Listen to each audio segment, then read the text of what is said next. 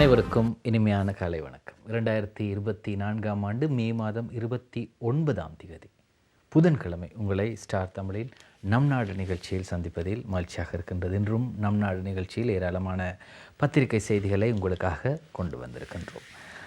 ஜனாதிபதி தேர்தல் முதலில் நடக்குமா அல்லது பொது தேர்தல் முதலில் நடக்குமா என்பது ஒரு கேள்விக்குறியாக இருக்கக்கூடிய நிலையில் எந்த தேர்தல் முதலில் நடக்கப் போகின்றது என்று ஆவலாக மக்களும் எதிர்பார்த்து கொண்டிருக்கக்கூடிய நிலையில் ஐக்கிய தேசிய கட்சி நேற்று ஒரு அறிவித்தலை விடுக்கின்றது.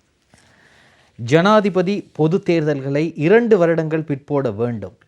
ஐக்கிய தேசிய கட்சியின் பொதுச் செயலாளர் பாலித்த ரங்கே பண்டார இதனை தெரிவிக்கின்றார். பாராளுமன்ற பிரேரணை கொண்டு வருவதுடன் சர்வஜன வாக்கெடுப்பு நடத்தப்படுவது அவசியம் வலியுறுத்துகிறது ஐக்கிய தேசிய கட்சி. இந்த செய்திதான் இன்றைய எல்லா பத்திரிகைகளிலும் பிரதான தலைப்புச் செய்தியாக வந்திருக்கின்றது. இன்றைய தினக்குரல் பத்திரிகையிலும் கூட இதே செய்திதான் வந்திருக்கின்றது. ஜனாதிபதி தேர்தல், பாராளுமன்ற தேர்தல் என 2 தேர்தல்களும் 2 வருடத்திற்கு வேண்டாம். பாராளுமன்றத்தில் யோசனையை முன்வைத்து சர்வஜன வாக்கெடுப்புக்கு செல்ல ஐக்கிய தேசிய கட்சியின் பாலித்த ரங்கே அழைப்பு என்ற செய்தி வெளியாக இருக்கின்றது. அதேபோன்று நாங்கள் வீரகேசரி பத்திரிகையை எடுத்துக்கொள்வோம். நாட்டின் பொருளாதாரத்தை ஸ்திர நிலைமைக்கு கொண்டு வரும் நோக்கில் ஜனாதிபதி மற்றும் பாராளுமன்றம் தேர்தல்களை 2 வருடங்களுக்கு ஒத்திவைக்க வேண்டும் என்று அதற்கான பாராளுமன்றத்திற்கு அதற்காக பிரேரணை ஒன்றை கொண்டு வர வேண்டும் எனவும் ஐக்கிய தேசிய கட்சி யோசனை முன்வைத்துள்ளது. இவ்வாறு ஜனாதிபதி மற்றும் பாராளுமன்ற தேர்தல்களை 2 வருடங்களுக்கு ஒத்திவைப்பதை ஜனநாயக ரீதியில் செய்வதற்காக சர்வஜன வாக்கெடுப்பு ஒன்றையும் நடத்த வேண்டும் என்றும் யோசனை முன்வைப்பதாக ஐக்கிய தேசிய கட்சியின் பொதுச் செயலாளர் பாலித்த ரங்கே பண்டார தெரிவித்தார். நாட்டின் பொருளாதாரத்தை ஸ்திர நிலைக்கு கொண்டு வருவதற்காக அனைவரும் ஒன்றிணைந்து ஜனாதிபதியின் ஆட்சி காலத்தை மேலும் 2 வருடங்களுக்காவது நீடித்து கொடுக்க வேண்டும். இதற்காகவே ஜனாதிபதி மற்றும் பாராளுமன்ற தேர்தல்களை 2 வருடங்களுக்கு ஒத்திவைக்க யோசனை முன்வைக்கின்றோம் என்றும் அவர் குறிப்பிடுகின்றார். ஏனெனில் நாட்டின் கடன்களை செலுத்துவதற்கான நடவடிக்கைகள் தற்போது முன்னெடுத்து வருகின்றோம். வங்குரோத்து நிலையில் இருந்த நாட்டை மீட்க நடவடிக்கை எடுத்து வருகின்றோம். அதேபோன்று சர்வதேச நாணய நிதியம், ஆசிய அபிவிருத்தி வங்கி உள்ளிட்ட சர்வதேச அமைப்புகளுடன் இணக்கப்பாடுகளுக்கு வந்திருக்கின்றோம். இந்த இணக்கப்பாடுகளை முன்னெடுப்பதற்கான இயலுமை தேவைப்பாடு இருப்பது ரணில் விக்ரமசிங்கவிடம் மாத்திரமே ஆகும். அதனால் மேலும் 2 வருடங்களுக்கு தேர்தலை ஒத்திவைத்து பாராளுமன்றத்தில் பிரேரணை ஒன்றை அனுமதித்து கொள்வது அத்தியாவசியமாகும் என்பதை நாங்கள் சுட்டிக்காட்ட விரும்புகின்றோம். அதன் பின்னர் இந்த நடவடிக்கை மேலும் ஜனநாயக முறையில் மேற்கொள்ள சர்வஜன வாக்கெடுப்புக்கு சென்று அதனை உறுதிப்படுத்திக் கொள்ள வேண்டும். இதனை நாங்கள் தெரிவித்ததுடன் தேர்தலை நடத்தாமல் இருப்பதற்கு திட்டமிடுவதாக தெரிவித்து பிரசாரம் செய்யாமல் நாட்டின் எதிர்காலத்தை கருத்தில் கொண்டு இதனை செயற்படுத்துவதற்கு அனைத்து அரசியல் கட்சிகளும் ஆதரவளிக்க வேண்டும் எனவும் கேட்டுக்கொள்கின்றேன். மேலும் தற்போதுள்ள நிலையில் தேர்தல் ஒன்றை நடத்துவதால் சூழல் மாசடைவதுடன் தேவையற்ற முறையில் பணம் விரயமாகின்றது. அதே நேரம் நாட்டை வங்குரோத்து நிலையிலிருந்து மீட்கும் அடுத்த கட்ட நடவடிக்கைகளுக்கு ஒத்துழைப்பு பெற்றுக்கொள்ள முடியாமல் போகும் நிலையும் ஏற்படும். எனவே 2 வருடங்களுக்கு ஒத்திவைத்தால் இந்த பிரச்சனை எல்லாம் சரிவாகிவிடும் என்று சொல்கின்றார்கள். அதாவது கடன்களை செலுத்துவதற்கான நடவடிக்கைகள் தற்போது முன்னெடுத்து வரும் நிலையில் இப்படி ஒரு தேர்தலை நடத்தும் போது அதற்காகவும் கவனத்தை செலுத்த வேண்டி வரும், அதற்காகவும் பணத்தை விரயமாக்க வேண்டி வரும், சூழல் மாசடையும். இப்படி பல விஷயங்களை பாலித்த ரங்கே பண்டார குறிப்பிட்டு கூறுகின்றார். 2 வருடங்களுக்கு ஜனாதிபதி மற்றும் பொது தேர்தலை ஒத்திவைக்க வேண்டும் என்று தெரிவிக்கிறார். 2 வருடங்களுக்கு நீங்கள் ஒத்திவைத்தால் இதே ஜனாதிபதியால் மட்டுமே இந்த நடவடிக்கைகளை கடன் பெறுவது, கடன் மறுசீரமைப்பு போன்ற நடவடிக்கைகளை மேற்கொள்ள முடியும் என்றும் அவர் சுட்டிக்காட்டுகின்றார். ஆனால் ஐக்கிய தேசிய கட்சியின் யோசனை தான் இது அரசாங்கத்தின் நிலைப்பாடு அல்ல என்று மனுஷ நாணயக்கார தெரிவிக்கிறார். ஐக்கிய தேசிய கட்சியின் யோசனையானது அரசாங்கத்தின் நிலைப்பாடு அல்ல. தேர்தல் ஒத்திவைப்பு யோசனை குறித்து அமைச்சர் மனுஷ ஜனாதிபதி தேர்தல் மற்றும் பொது தேர்தல் ஆகியவற்றை ஒத்திவைப்பதற்கான பிரேரணையை முன்வைத்து சர்வஜன வாக்கெடுப்பை நடத்த வேண்டும் என்று ஐக்கிய தேசிய கட்சியின் பொதுச் செயலாளர் பாலித்த ரங்கே பண்டார தெரிவித்துள்ள விடயம் அரசாங்கத்தின் நிலைப்பாடு அல்ல என்று தொழில் மற்றும் வெளிநாட்டு வேலைவாய்ப்பு அமைச்சர் மனுஷ நாணயக்கார தெரிவித்தார். ஐக்கிய தேசிய கட்சியின் பொதுச் செயலாளர் பாலித்த ரங்கே பண்டார ஜனாதிபதி தேர்தலையும் பொது தேர்தலையும் 2 வருடங்களுக்கு ஒத்திவைப்பதற்கான யோசனையை பாராளுமன்றத்தில் முன்வைக்க வேண்டும் எனவும் தேவை ஏற்பட்டால் சர்வஜன வாக்கெடுப்பு நடத்தப்பட வேண்டும் எனவும் தெரிவித்துள்ளமையானது அந்த கட்சியின் நிலைப்பாடாகும். இதற்கு முன்னர் வீரதுங்கவும் பொதுஜன பெரமுனவின் சில உறுப்பினர்களும் முதலில் பாராளுமன்ற தேர்தல் நடத்தப்பட வேண்டும் என்று கூறி வந்தனர். ஆனால் அரசியலமைப்புக்கு அமைய ஜனாதிபதி தேர்தலை முதலில் நடத்தப்படும் என்று ஜனாதிபதி ரணில் விக்ரமசிங்க தெளிவாக குறிப்பிட்டுள்ளார். ஜனாதிபதி ரணில் விக்ரமசிங்க ஐக்கிய தேசிய கட்சியின் தலைவர் தான். ஆனால் ஒரு ஜனாதிபதியாக அவர் கட்சி சார்பற்றவர் ஆவார். தேர்தலிலும் அவ்வாறே களமிறங்குவார். எனவே ஐக்கிய தேசிய கட்சியின் பொதுச் செயலாளர் கூறிய விடயத்தை அரசாங்கத்தின் நிலைப்பாடாக கருத முடியாது. மாறாக அவ்வாறான யோசனையை பாராளுமன்றத்தில் முன்வைக்கப்பட்டால் அது தொடர்பில் ஆராய முடியும் என்றும் மனுஷ நாணயக்கார தெரிவிக்கின்றார். இது எப்படியோ 2 வருடங்களுக்கு இந்த பாராளுமன்றத்தை தேர்தலையும் ஜனாதிபதி தேர்தலையும் ஒத்திவைக்க வேண்டும் என்ற இந்த விடயம் ஒரு பேசும் பொருளாக தற்போது மாறி இருக்கின்றது. சுமந்திரன் சொல்கிறாரு, கடும் எச்சரிக்கை விடுக்கிறாரு. ஜனாதிபதி சட்டத்தரணியும் பாராளுமன்ற உறுப்பினருமாகிய எம்.ஏ. சுமந்திரன் என்ன சொல்கிறாரு? மீண்டும் ஒரு முறை போராட்டம் வெடிக்கும். சுமந்திரன் கடும் எச்சரிக்கை. தினக்குரல் பத்திரிகையின் முன்பக்கத்திலே செய்தி வெளியாகி இருக்கிறது. ஜனாதிபதி தேர்தல் மற்றும் பொது தேர்தலை நடத்தாது அவற்றை ஒத்திவைக்கும் திட்டத்தை அனுமதிக்க முடியாது என்றும், அவ்வாறு ஒத்திவைத்தால் அது மீண்டும் ஒரு போராட்டத்திற்கு வழியமைக்கும் என்றும் தமிழ் தேசிய கூட்டமைப்பின் பாராளுமன்ற உறுப்பினர் எம்.ஏ. சுமந்திரன் தெரிவித்திருக்கின்றார் என்ற செய்தி இன்றைய தினக்குரல் பத்திரிகையில் முன்பக்கத்திலே வெளியாகி இருக்கின்றது. இது எப்படியோ ரணிலை பற்றி நாங்கள் நன்கு அறிவோம். ஜார் ஜெயவர்தன அவர்களின் குளறுபடிகளையும் நாங்கள் மறக்கவில்லை என்று பொதுஜன பெரமுன கூறுகிறது. ஜனாதிபதி ரணிலின் பதவி காலத்தை நீடிக்க முடியாது, ஜேஆரின் குளறுபடிகளை மறக்கோம் என்கிறது பொதுஜன பெரமுன. ஜனாதிபதியின் பதவிக்காலத்தை நீடிக்க வேண்டிய தேவை எமக்கோ நாட்டு மக்களுக்கோ கிடையாது. ஜேஆர் ஜெயவர்தனவின் அரசியல் குளறுபடிகள் நாட்டில் பாரதூரமான விளைவுகளை ஏற்படுத்தின. ஆகவே அவ்வாறான நிலைமைக்கு நாட்டை தள்ளுவதற்கு நாங்கள் இடமளிக்கப் போவதில்லை என ஸ்ரீலங்கா பொதுஜன பெரமுனவின் பொதுச் செயலாளர் சாகர காரியவசம் தெரிவிக்கிறார். ஜனாதிபதி தேர்தல் மற்றும் பொது தேர்தலை நடத்தாமல் ஜனாதிபதி ரணில் விக்ரமசிங்கவுக்கு மேலும் 2 ஆண்டுகள் பதவி நீடிப்பு வழங்க வேண்டும். ஜனாதிபதி தேர்தலை பிற்போடுவது தொடர்பில் மக்கள் வாக்கெடுப்புக்கு செல்லும் யோசனையை முன்வைக்க உள்ளதாக ஐக்கிய தேசிய கட்சியின் செயலாளர் ரங்கே பண்டார குறிப்பிட்டுள்ளார். ஸ்ரீலங்கா பொதுஜன பெரமுனவுக்கோ பாராளுமன்றத்தில் பெரும்பான்மை பலம் உள்ளது. அதாவது ஸ்ரீலங்கா பொதுஜன பெரமுனவுக்கு பாராளுமன்றத்தில் பெரும்பான்மை பலம் உள்ளது. ஆகவே இவ்விடயம் தொடர்பில் பொதுஜன பெரமுனவின் செயலாளரிடம் வினவிய போது அவர் மேற்கண்டவாறு குறிப்பிட்டார் என்றும் இந்த வீரகேசரி பத்திரிகையின் 7ஆம் பக்கத்தில் அந்த செய்தி தொடர்கிறது. ஜனாதிபதி விக்ரமசிங்கவின் செயற்பாடுகளை நாட்டு மக்கள் ஏற்றுக்கொள்வார்களாயின் அவர் தலைமையிலான அரசாங்கத்தை மீண்டும் தோற்றுவிப்பார்கள். அரசியலமைப்பின் பிரகாரம் ஜனாதிபதி தேர்தல் இந்த ஆண்டு இடம்பெற வேண்டும். நிலையான அரசாங்கம் ஒன்று தோற்றம் பெற வேண்டும் என்பதற்காகவே ஜனாதிபதி தேர்தலுக்கு முன்னர் பொது தேர்தலை நடத்த வேண்டும் என வலியுறுத்தினோம். ஜனாதிபதி ரணில் விக்ரமசிங்க தலைமையிலான அரசாங்கத்தை தோற்றுவிக்க பொதுஜன பெரமுனவின் உறுப்பினர்கள் அர்ப்பணிப்புடன் செயற்பட்டுள்ளார்கள். ஆனால் இந்த அரசாங்கத்தில் பொதுஜன பெரமுனவுக்கு முன்னுரிமை வழங்கப்படவில்லை. மாறாக முக்கியமான தீர்மானங்களில் ஐக்கிய தேசிய கட்சிக்கு முன்னுரிமை வழங்கப்பட்டுள்ளது என்றும் குறை கூறுகிறார். பாராளுமன்ற உறுப்பினரும் ஸ்ரீலங்கா பொதுஜன பெரமுனவின் பொதுச் செயலாளருமாகிய சாகர காரியவசம் சொல்கிறார். இது ஜனாதிபதி ரணிலின் பதவி காலத்தை நாங்கள் நீடிக்க முடியாது என்று அவர் சொல்கிறார். ஆனால் அவர் ஒரு கேபினட் அமைச்சர் இல்லை. ஆனால் கேபினட்டில் அங்கத்துவம் வைக்கக்கூடிய அமைச்சர்கள் பிரசன்ன ரணதுங்க, சுசில் பிரேமஜயந்த உள்ளிட்டோர் சொல்கின்றார்கள், கண்டிப்பாக இதே ஜனாதிபதி தான் மீண்டும் வர வேண்டும். அப்படி தேர்தல் ஒன்று நடந்தால் ஜனாதிபதி ரணில் விக்ரமசிங்கவுக்கு பூரண ஆதரவை நாங்கள் தருவோம் என்று கேபினட் அமைச்சர்கள் தெரிவிக்கின்றார்கள். இவர் கேபினட் அமைச்சர் இல்லை, இவர் சாதாரணமான ஒரு பாராளுமன்ற உறுப்பினர். அது மட்டும் இல்லாமல் ஸ்ரீலங்கா பொதுஜன பெரமுனவின் செயலாளராக இருக்கிறார். எனவே இவரது விடயங்களை ஏற்றுக்கொள்ளக்கூடிய விடயங்களாக இருந்தாலும் இவரும் தேசிய பட்டியல் மூலமாக பாராளுமன்றம் வந்தவர். இவர் மக்களிடம் சென்று வாக்கு கேட்டு வந்தவர் அல்ல. தேசிய பட்டியல் மூலமாக சாகர காரியவசம் பாராளுமன்றம் வந்தவர். சரி, இப்படி இருக்கும்போது இந்த மாதிரியான ஒரு அரசியல் களத்தில் பதற்றமான ஒரு நிலையில்தான் இந்திய உயர்ஸ்தானிகர் முன்னாள் ஜனாதிபதி மஹிந்த ராஜபக்ச அவர்களை சந்திக்கின்றார். முன்னாள் ஜனாதிபதி மஹிந்த ராஜபக்சவை இலங்கைக்கான இந்திய உயர்ஸ்தானிகர் சந்தோஷ் ஜா நேற்று முன்தினம் சந்தித்து பேசியிருக்கின்றார். என்ன பேசினார் என்பது குறித்த செய்திகள் இன்னும் வெளிவரவில்லை. தனிப்பட்ட ரீதியாக சந்தித்திருக்கலாம், சில நேரங்களில் அரசியல் ரீதியாக ராஜதந்திர ரீதியாக சந்தித்திருக்கலாம். இது தொடர்பான செய்திகள் இன்னும் வெளிவரவில்லை. வரும்.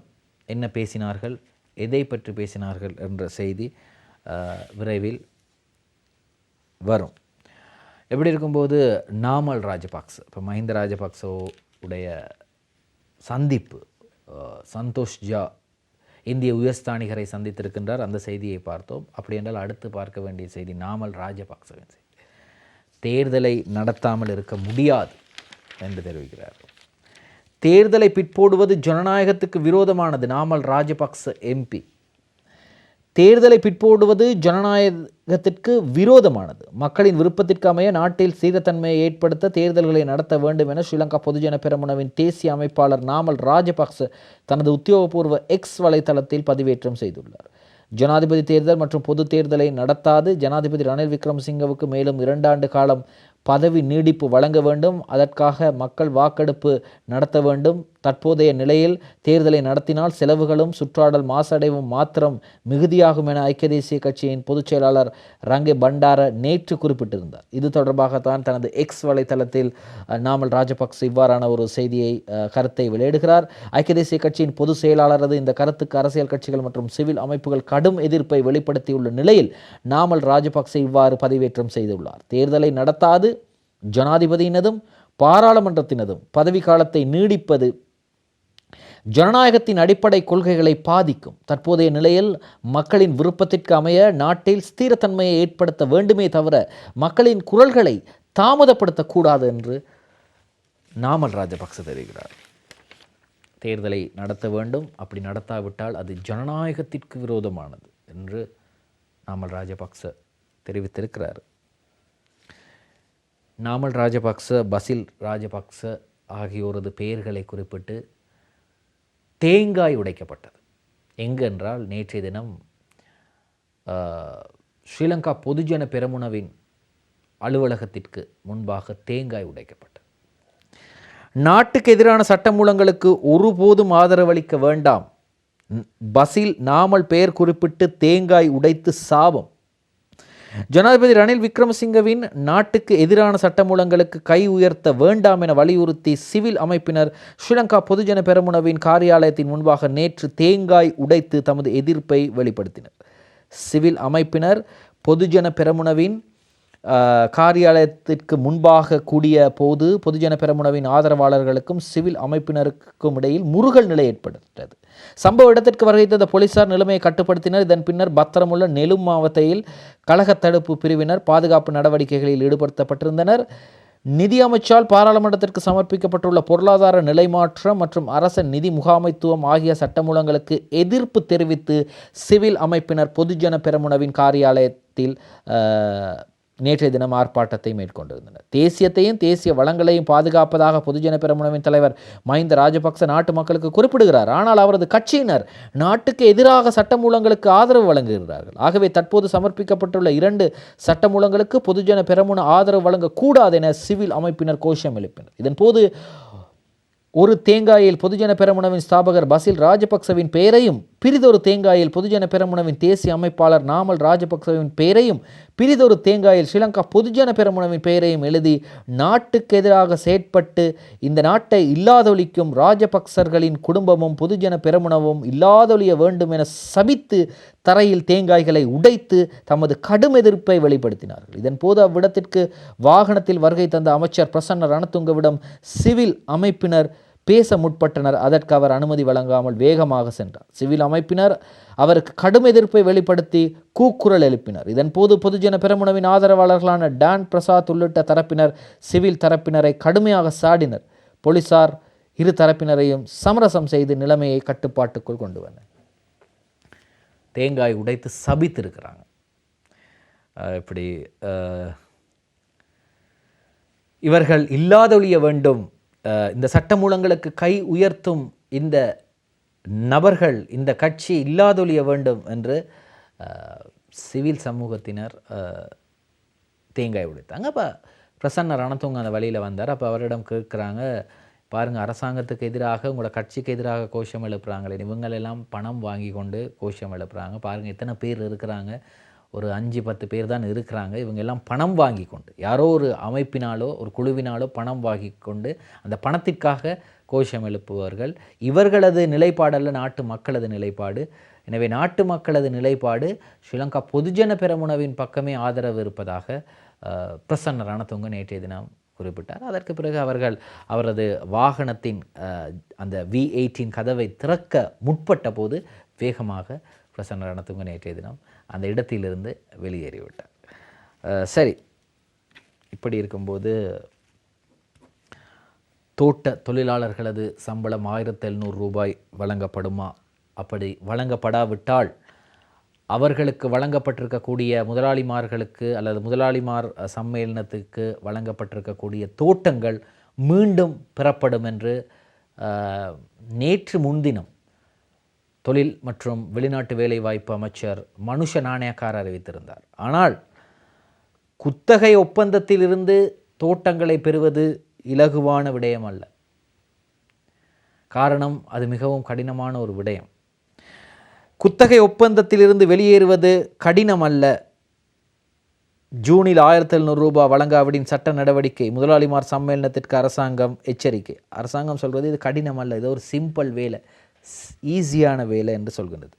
ஜூனில் 1700 ரூபாய் வழங்காவிடின் சட்ட நடவடிக்கை, பெருந்தோட்டங்களுக்கு அல்லது பெருந்தோட்டங்கள் அரசாங்கத்திற்கு சொந்தமானவை ஆகும்.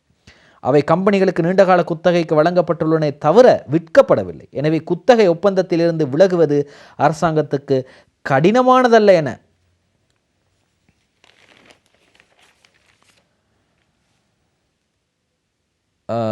தொழில் மற்றும் வெளிநாட்டு வேலைவாய்ப்பு அமைச்சர் மனுஷ நாணயக்கார தெரிவித்தார். அரசாங்கத்தில் முகாமைத்துவம் செய்யப்படும் இலங்கை அரச பெருந்தோட்ட கூட்டுத்தாபனம், மக்கள் தோட்ட அபிவிருத்தி சபை மற்றும் வரையறுக்கப்பட்ட எல்கடுவ பெருந்தோட்ட கம்பெனி தொழிலாளர்களுக்கு 1700 ரூபாய் என்ற அடிப்படையில் ஜூன் மாதம் சம்பளம் வழங்கப்படும் என்றும் அமைச்சர் நாணயக்கார குறிப்பிட்டார். ஜனாதிபதி ஊடக மையத்தில் நேற்று இடம்பெற்ற செய்தியாளர் சந்திப்பில் கலந்து கொண்டு பேசும்போது அவர் இதனை தெரிவிக்கிறார். 2021 கூட்டு ஒப்பந்தத்திலிருந்து விலகிய பின்னர் பெருந்தோட்ட நிறுவனங்கள் தொழிலாளர்களின் சம்பளத்தை அதிகரிக்கவில்லை. அதேபோன்று தொழிலாளர்களுக்கான நலன்புரி சேவைகளையும் முறையாக வழங்கப்படுவதில்லை. எனவே மீண்டும் கூட்டு ஒப்பந்தத்திற்கு செல்லுமாறு நாம் பல சந்தர்ப்பங்களில் முதலாளிமார் சம்மேளனத்திடமும் தொழிற்சங்கங்களிடமும் வலியுறுத்தியுள்ளோம். எனினும் இருதரப்புமே அதற்கு இணக்கப்பாடு தெரிவிக்கவில்லை. அதன் பின்னர் நீண்டகாலமாக தொழிலாளர்களுக்கான சம்பளத்தை அதிகரிக்குமாறு வலியுறுத்திய போதிலும் முதலாளிமார் சம்மேளனம் அதனை கவனத்தில் கொள்ளவில்லை. எனவேதான் ஏப்ரல் 30 தொழில் ஆணையாளரால் வர்த்தமானி அறிவித்தல் வெளியிடப்பட்டு அதனை உறுதிப்படுத்தும் வர்த்தமானி அறிவித்தல் கடந்த வாரம் தொழில் அமைச்சின் செயலாளரால் வெளியிடப்பட்டது. எதெப்படியோ 1700 ரூபாய் என்ற அடிப்படையில் ஜூன் மாதத்திலிருந்து சம்பளத்தை வழங்க வேண்டும். அரசாங்கத்தால் முகாமைத்துவம் செய்யப்படும் 3 பெருந்தோட்டங்களில் உள்ள தொழிலாளர்களுக்கும் நாம் இந்த அடிப்படையில் சம்பளத்தை வழங்குவோம்.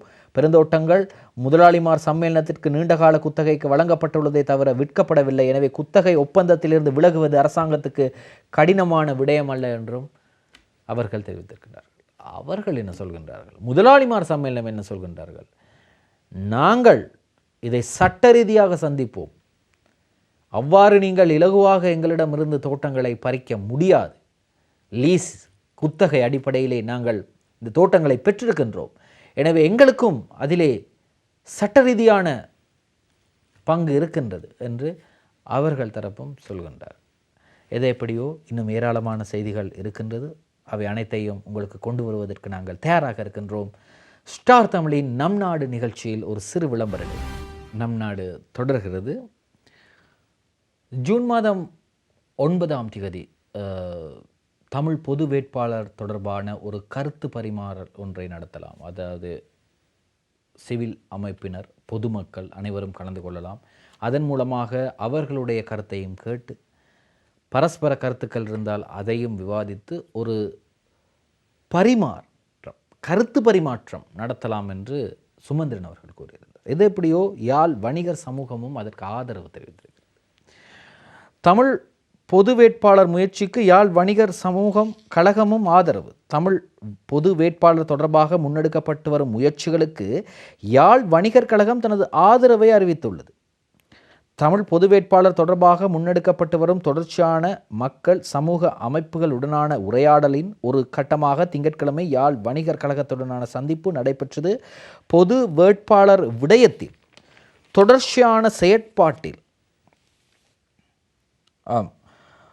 இருக்கும் சமூக சிவில் அமைப்புகளின் கூட்டிணைவு சார்பாக கலந்து கொண்ட பேராசிரியர் KT கணேசலிங்கம், சட்டத்தரணி ஆ யோதிலிங்கம் உள்ளிட்ட பிரதிநிதிகளுக்கும் யாழ் வர்த்தக சங்கத்தின் தலைவர் செயலாளர் உட்பட முக்கிய உறுப்பினர்களுக்குமான கலந்துரையாடல் யாழ் வர்த்தக சங்க கேட்போர் கூடத்தில் நடைபெற்றது. இதன் போதுதான் அவர்களது அந்த கழகத்தின் ஆதரவு கிடைத்திருக்கின்றது. இப்படி இருக்கும்போது இந்தியாவிலே 4 பேர் கைது செய்யப்படுகிறாங்க. ISIS அமைப்பை சேர்ந்தவர்கள் என்று சந்தேகிக்கப்படுறாங்க. அந்த 4 பேரும் இலங்கையர்கள்.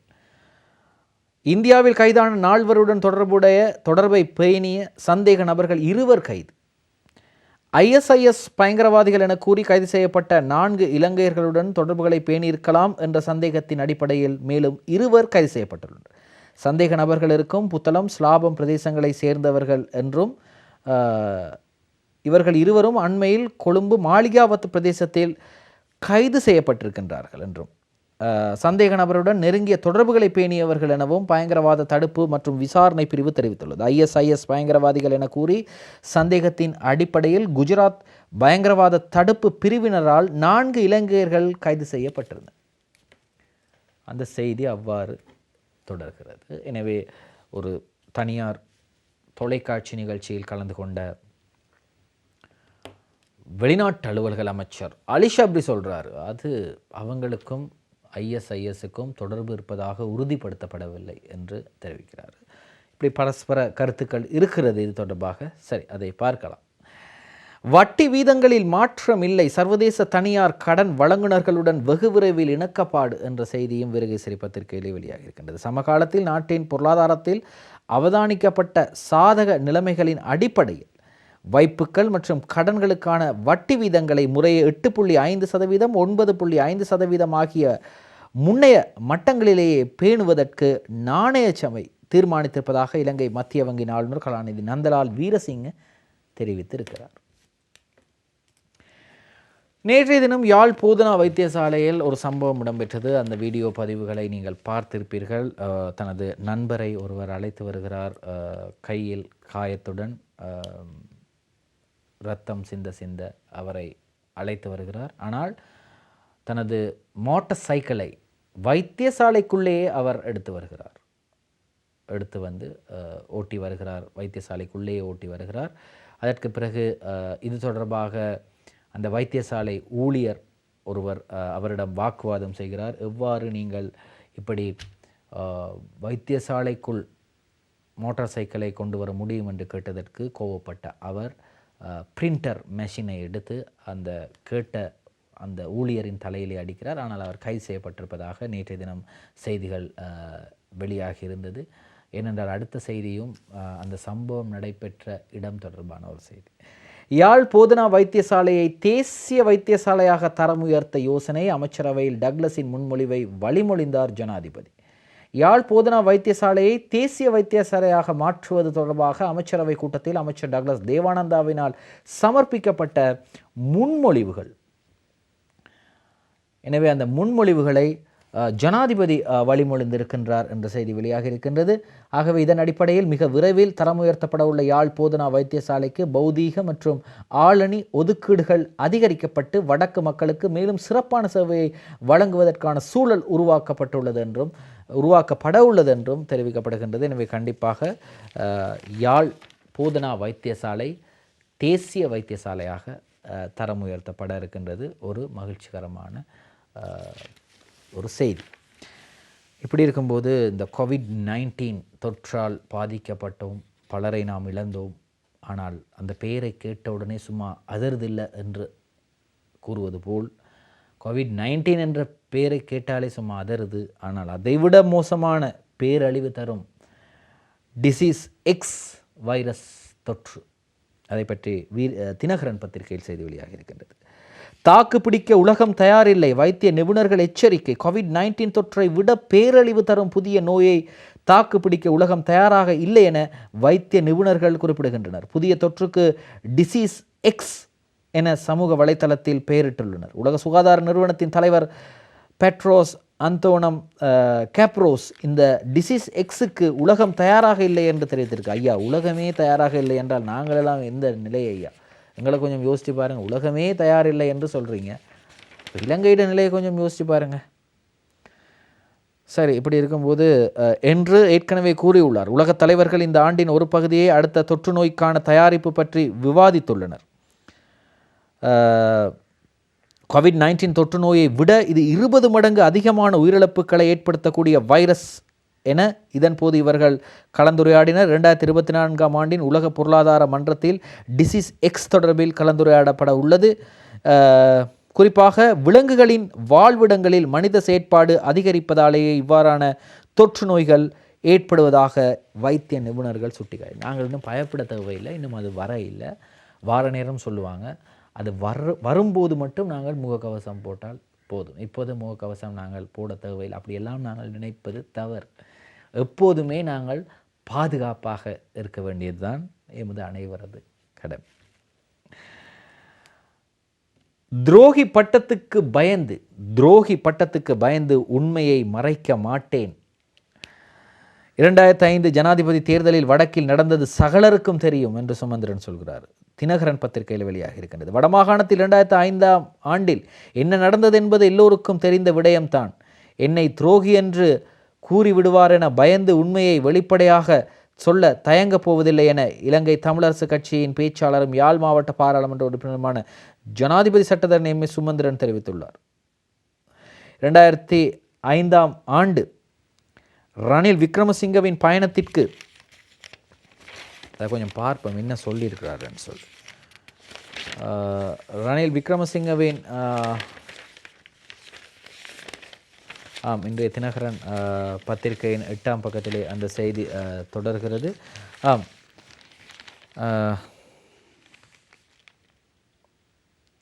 அந்த செய்தியை நாங்கள் தொடர்ந்து பார்க்கலாம் என்ன சொல்லியிருக்கிறார் என்று.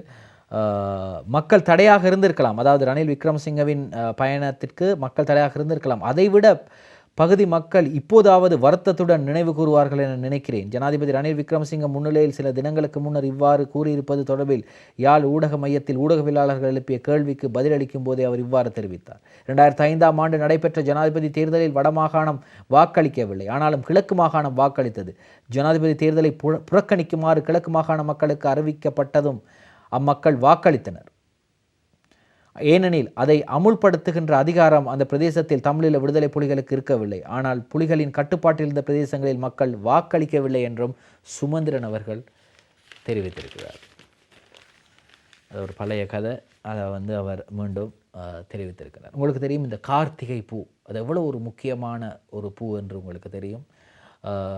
மாவீரர் நினைவு கூறும் அந்த மாதத்தில், கார்த்திகை மாதத்தில் மட்டுமே அந்த பூ பூக்கும். அந்த பூவை பற்றிய நிறைய விடயங்கள் உங்களுக்கு தெரியும். ஆனால் அப்படிப்பட்ட ஒரு பாரம்பரியமிக்க ஒரு மதிப்புள்ள அந்த பூவை செருப்புகளில் அச்சிட்டுள்ளார்களாம். செய்தி வெளியாகின்றது தமிழ் மிரர் பத்திரிகையில் பார்க்கலாம்.